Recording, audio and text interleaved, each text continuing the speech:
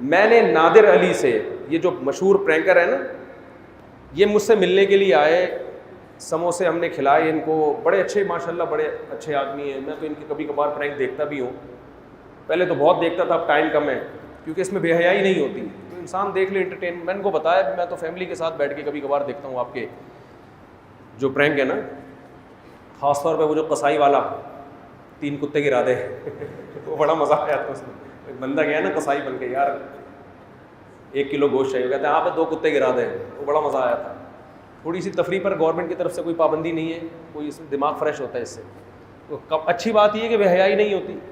Indian prank دیکھو تو ہر دوسرا پرینک میں ایک عجیب, ان کے سب نہیں ایسے ہوتے, اچھے وہاں بھی ہوتے ہیں, لیکن زیادہ تر وہاں تو وہ سمجھتے ہیں کہ اگر عورت کو کپڑے پہنا کے کوئی کام کر دو تو وہ وائرل ہوگا ہی نہیں. ان کا خیال ہے, ان کا اپنا سوچ ہوتی ہے. تو میں نے نادر علی سے کہا, ان کا پروگرام تھا انجینئر کے پاس جانے کا. اب 4-5 مہینے اس واقعے کو گزر گئے, اب میں سنا رہا ہوں یہ آپ کو قصہ. تو وہ بہت دفاع کر رہے تھے, بھائی انجینئر نے یہ کہا, آپ نے امام حسین کی شادیاں اتنی ساری کرا دیں. مجھے کہنے لگے آپ نے امام حسن کے بارے میں یہ کہا کہ انہوں نے اتنی ساری شادیاں کی ہیں. میں نے کہا یہ میں نے نہیں کہا, یہ محدثین نے کہا ہے, اور حدیث کا میں ریفرنس بھی دینے کے لیے تیار ہوں.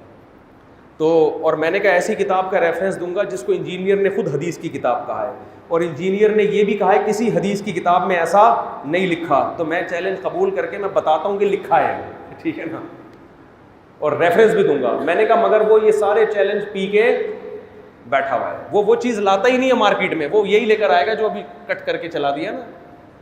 تو پھر کہنے لگے میں اگر آپ کی انجینئر کے ساتھ ایک میٹنگ کرا دوں. میں نے کہا موسٹ ویلکم, یہ تو ہماری بچپن کی خواہش ہے. انجینئر صاحب ایسی باتوں کا جواب دیتے ہیں کہ مناظروں سے کچھ نہیں ہوتا. میں کب مناظرہ کر رہا ہوں, میں آپ سے وہ جو پروفیشنل مناظر ہوتے ہیں میں وہ ہوں ہی نہیں. میں تو آپ سے محبت سے بیٹھ کے لائیو کیمرے پہ بات کروں گا, اور چلو ڈیبیٹ بھی نہیں. جیسے آپ کی مجلس میں ہر ایک کو سوال پڑھنے کی اجازت ہے, تو مجھے بھی پرمیشن ہونی چاہیے کہ میں بھی سوال پڑھوں. یہ تو مناظرہ ہی نہیں ہوا نا. جیسے وہ سوال پڑھنے والے کہتے ہیں انجینئر صاحب کراچی سے ایک دیوبندی مفتی طارق مسعود نے یہ کہا ہے, آپ کیا کہتے ہیں؟ سوال بھی آپ کا اور جواب بھی آپ کا. تو وہ دیوبندی مفتی خود ہوا میں اڑ کے آئے گا جہاز میں, وہ خود سوال لکھ کے لائے گا کہ کراچی سے میں مفتی طارق مسعود, جس کو آپ دیوبندی کہتے ہیں, میں نے تو اپنے نام کے ساتھ کبھی دیوبندی نہیں لگایا, لیکن آپ کو شوق ہے دیوبندی بریلوی کو پروموٹ کرنے کا ان ناموں کو. وہ آ گیا انجینئر صاحب, وہ آ گیا. آج وہ آپ کے سامنے بیٹھ کے خود پوچھ رہا ہے کہ آپ سے میں نے یہ سوال کیا تھا کہ آپ نے کہا کہ عورتوں اور مردوں کی نماز میں فرق پر کوئی حدیث نہیں ہے. تو ایسے میں نے کہا کہ بہت سے مسائل اور بھی ایسے ہیں جو عورتوں کے ڈیفرنٹ ہیں, مردوں کے ڈیفرنٹ, لیکن اس میں اس ڈیفرنس پہ کوئی دلیل حدیث میں موجود نہیں ہے. اجماع امت کی وجہ سے آپ ان کو مانتے ہیں. جیسے عورت آہستہ لبیک کہے گی, اجماع امت سے ثابت ہے. نبی سے کوئی قول اس بارے میں منقول نہیں ہے. عورت صفا مروہ پہ دوڑے گی نہیں, چلے گی, نبی سے صراحتاً اس بارے میں کوئی حدیث منقول نہیں ہے, اجماع امت سے. تو اسی طرح عورت مردوں سے سمٹ کے نماز پڑھے گی, اس پر بھی اجماع امت دلیل ہے, اس میں حدیث میں صراحتاً ذکر ہونا ضروری نہیں ہے. تو میں مفتی طارق مسعود دیوبندی حنفی بنفس نفیس آپ کی خدمت میں اقدس میں یہ عرض کر رہا ہوں کہ اس کا جو جواب آپ نے دیا نا کلپ میں, وہ جواب آپ کا درست نہیں ہے. اس لیے کہ اس میں آپ نے عبداللہ بن عمر کا حوالہ دیا کہ ان کا قول ہے کہ لبیک عورت آہستہ کہے گی, اور جو قول پیش کیا وہ بھی سند ضعیف ہے, ابن جریج مدلس.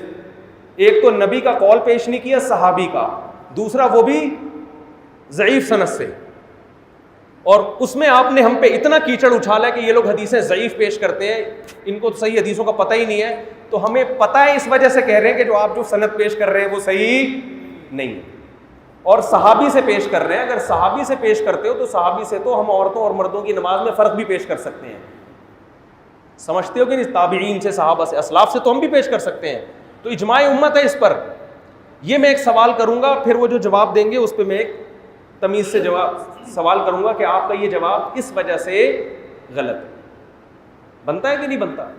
پھر میں ان سے سوال کروں گا انجینئر صاحب کراچی کے ایک دیوبندی مفتی نے یہ کہا نہیں ہے بلکہ ابھی کہہ رہے ہیں آپ کے سامنے بیٹھ کے, ٹھیک ہے, ابھی آپ کے سامنے لائیو کہہ رہے ہیں, وہ یہ سوال کر رہے ہیں کہ آپ نے تراویح کی جو 20 رکعتوں کی نفی کی ہے کہ جتنی چاہے پڑھ لو, کوئی عدد متعین نہیں ہے, اس پہ جو آپ نے موطا امام مالک کی سب سے پہلے دلیل پیش کی کہ حضرت عمر نے 8 رکعتیں پڑھوائی ہیں اور اس کو گولڈن سند کہا اور یہ کہا کہ کسی نے اس کو ضعیف قرار نہیں دیا ہے, تو کراچی کے دیوبندی مفتی بنفس نفیس آپ کے سامنے یہ حوالہ لے کے بیٹھے ہوئے کہ فلاں فلاں فلاں نے اس کو کیا کہا ہے, ضعیف کہا ہے, حتیٰ کہ امام مالک جو موطا کے مؤلف ہیں وہ خود اس حدیث پر عمل نہیں کر رہے, وہ خود 20 سے زیادہ کے قائل ہیں, جو مؤلف ہے کتاب کا وہ کہہ رہے ہیں کہ یہ ضعیف ہے اور آپ کیا کہہ رہے ہو کہ یہ کیا ہے, صحیح ہے. اس طرح کے سینکڑوں سوالات ہیں. آپ نے حضرت معاویہ پہ جو یہ الزام لگایا فلاں کتاب فلاں صفحہ نمبر پہ, آپ نے اس حدیث کے ترجمے میں کیا کی ہے, بولو, گڑبڑ کی ہے. یہ آپ ہی کا حوالہ ہے, یہ آپ کا ترجمہ ہے, یہ آپ کا کلپ ہے. تو یہ سامنے بیٹھ کے جو مزہ آئے گا وہ کلپ بازیوں میں بولتے کیوں نہیں بھائی, نہیں ہے. تو جس آدمی میں چیلنج اور جس کا جواب دیا تو یوں کر دوں گا, میں یوں کر دوں گا, تو بھائی وہ چیلنج کرتا نہیں ہے, یا تو آپ مثبت بات ہے, جب کرتا ہے تو پھر وہ ملاقات سے بھاگتا نہیں ہے. سمجھ رہے کہ نہیں سمجھ رہے, پھر وہ نہیں بھاگتا ملاقات سے. تو مزہ جب یہ آئے گا تو میں نے نادر علی سے کہا کہ محترم آپ وہاں جا رہے ہیں, اگلا سفر آپ کا کہاں ہے, انجینئر صاحب کے پاس. تو نادر علی نے خود پیشکش کی کہ اگر میں آپ دونوں کو ساتھ بٹھا دوں. میں نے کہا سبحان اللہ, اس سے زیادہ مزے کی بات. میں نے کہا مناظرہ, اس نے کہا دیکھیں پھر مناظرہ نہیں کرنا. میں نے کہا نہیں بھائی مناظرہ نہیں کرنا. یہاں تک پھر نادر علی نے کہا نہیں, آپ کو سوال پوچھنے کی بھی اجازت نہیں ہے, نہ وہ سوال پوچھے گا نہ آپ, صرف محبت سے ایک میٹنگ ہو جائے گی آپ. میں نے کہا اول تو یہ کہ فائدہ نہیں ہوا نا, لیکن میں نے کہا چلو پہلی میٹنگ محبت بازی, اگلی میں کیا کر لیں گے, اگلے میں ہم سوال پوچھ لیں گے. چلو پہلی دفعہ اس پہ تو آمادہ ہو جاؤ. پھر کہنے لگے آپ کی طرف سے گارنٹی ہے. میں نے کہا میری طرف سے گارنٹی ہے کہ نہ میں بحث کروں گا, نہ میں کوئی سوال پوچھوں گا. پہلی میٹنگ ہماری سموسے کا تبادلہ ہوگا آپس میں. تو یہ میرے الفاظ تھے کہ نادر علی صاحب جتنے سموسے میں نے آپ کو کھلائے ہیں اس سے ڈبل میں کس کو کھلاؤں گا, انجینئر صاحب کو کھلاؤں گا. میں نے کہا یہ نفرت ختم ہو, بیٹھ کے آرام سے تمیز سے, بھائی کوئی اشکال ہے تو آرام سے کرو, بیٹھ کے آرام سے بات کرو. یہ کیا تماشا مچایا ہے یار تم نے. تو نادر علی اس کا گواہ ہے, اور انہوں نے کہا سیکیورٹی کا مسئلہ ہے. میں نے کہا ریٹرن ٹکٹ میں دے رہا ہوں جہلم سے کراچی کا, جہاز کا, اور کراچی ایئرپورٹ سے میرے اسٹوڈیو تک کی سیکیورٹی بھی کس کے ذمہ ہے, بولو. میں نے کہا میرے گارڈ اس دوران کس کے گارڈ ہوں گے. میں نے کہا پوری ذمہ داری ریکارڈ کرواؤں گا کہ اس دوران انجینئر کو کچھ ہوا تو ذمہ دار کون ہوگا, میں ہوں گا. انہوں نے کہا نہیں. میں نے کہا چلو پھر میں چلا جاتا ہوں. وہ وہیں رہے, میں جا رہا ہوں, صرف سموسے کھلا کے آؤں گا اور کوئی بات. اس نادر علی صاحب کے اس بات کو 3-4 مہینے ہو چکے ہیں. وہ گئے, میں نے پھر فون کیا نادر علی کو پچھلے مہینے. میں نے کہا بھائی کیا بنا, وہ آپ میٹنگ کروا رہے تھے, کہہ رہے کہ نہیں وہ نہیں آ سکتے. میں نے کہا چلو میں جاتا ہوں یار. انہوں نے کہا اچھا میں پوچھ کے بتاتا ہوں. اب بھی مہینہ گزر گیا,